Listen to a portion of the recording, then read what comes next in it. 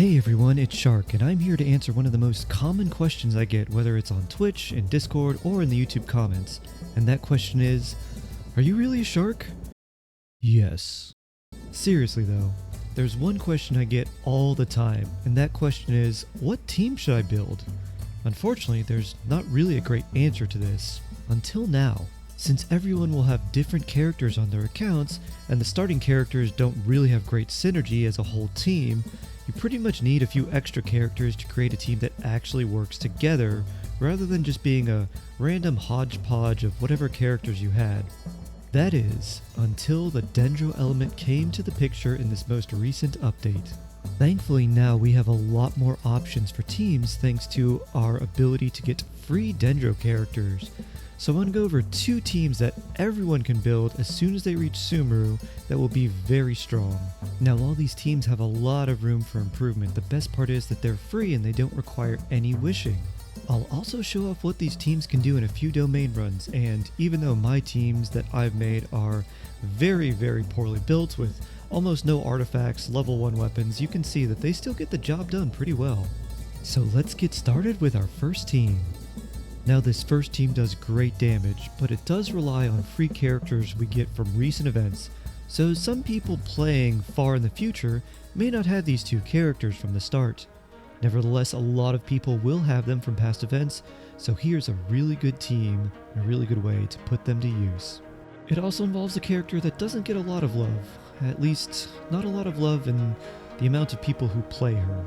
This team is Lisa, Fischl, Dendro Traveler, and Kale. The mechanics behind this team are pretty simple. You use Dendro and Electro to create Quicken, and then you use lots and lots of Electro to create Aggravate, buffing the damage of Electro. Fischl and Dendro main character are the key to this team, and Fischl does most of the heavy lifting when it comes to damage.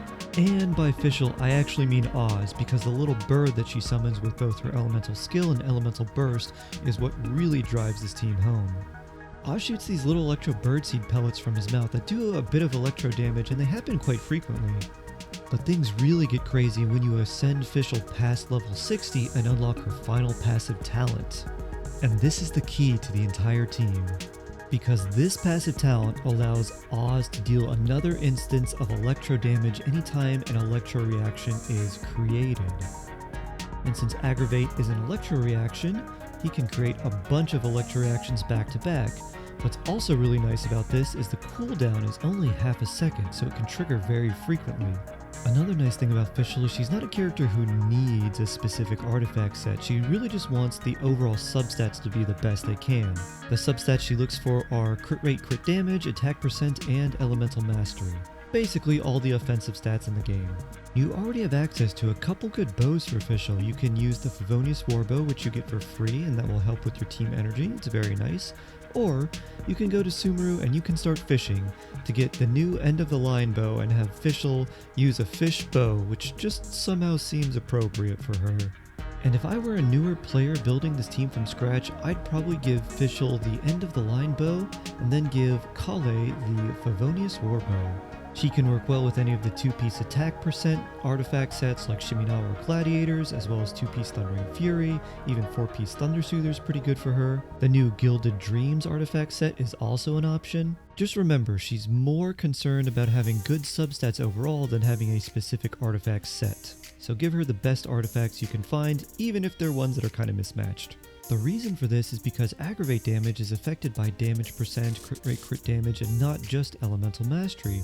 And since this team focuses on Aggravate damage, you want to make sure to enhance that as much as possible. And because you need a lot of Dendro on the field to trigger these reactions and create the Aggravate reaction, that's why we have the Dendro Traveler. They can create a Dendro AoE off-field, and while their Dendro application isn't the best, it is the best we have right now, so that's why we use them. This is also the same reason we use Kale, because she can apply Dendro off-field with her Elemental Burst, but again, it's not the greatest. However, having Kale as a second Dendro character does give us access to Dendro Resonance, which is pretty helpful. And having a second character to generate Dendro particles is nice for the Dendro Traveler. Now you could run the new Dendro artifact set, the Deepwood Memories, on either Kale or the Dendro Traveler, but don't run them on both because the effects won't stack up. Instead, you could run one of them with a 4-piece Noblesse to give your team an extra 20% attack, or even the Exile set, which is a 4-star artifact set, and that will help you with energy regeneration for your whole team.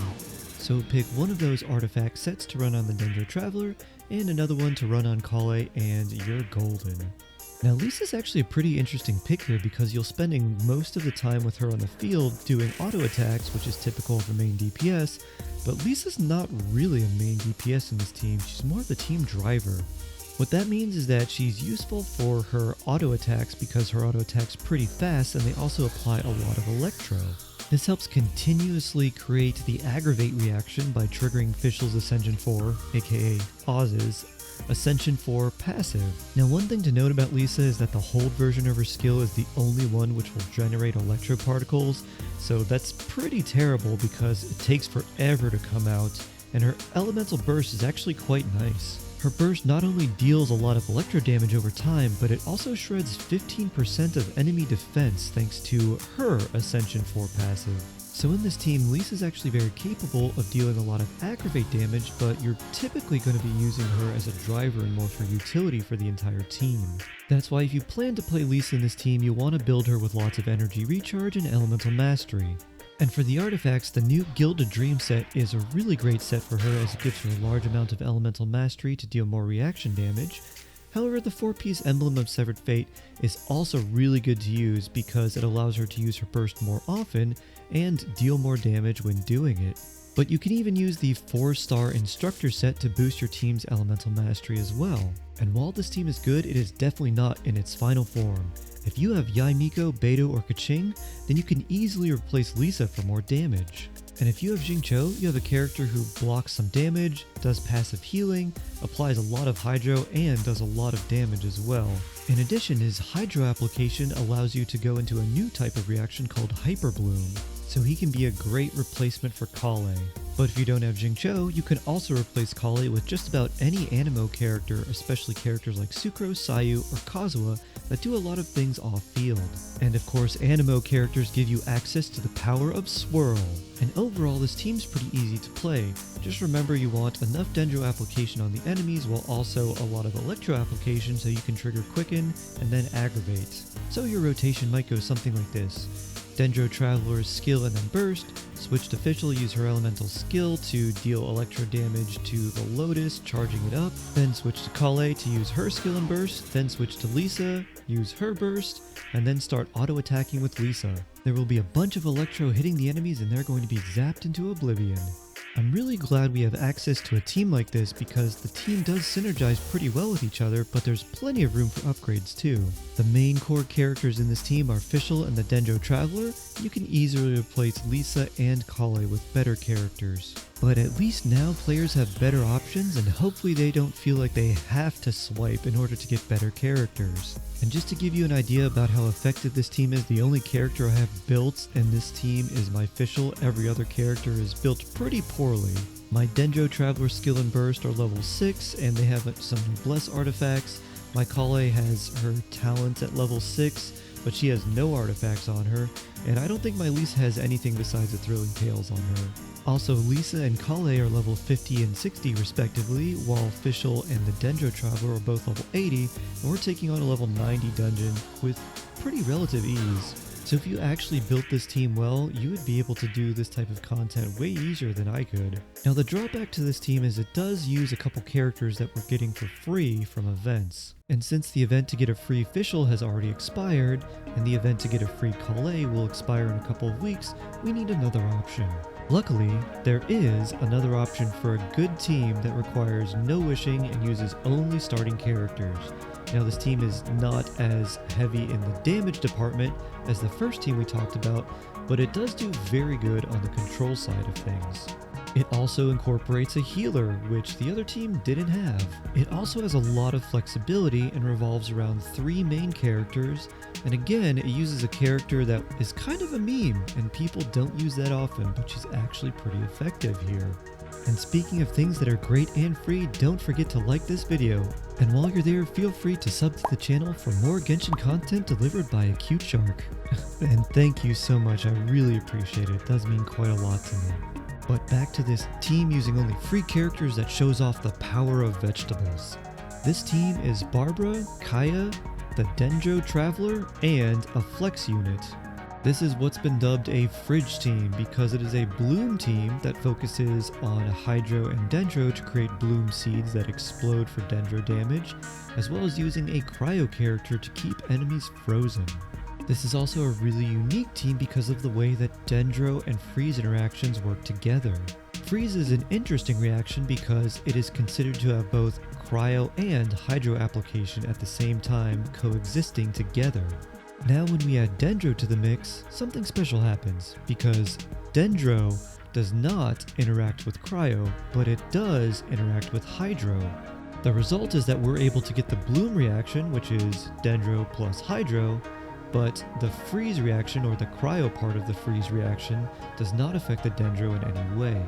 Or in Razor speak, plant plus water make Explodey seed. Plant plus ice do nothing. Therefore, ice no interrupt plant Explodey seeds. So now that we've got the basics out of the way, let's talk about how this team works.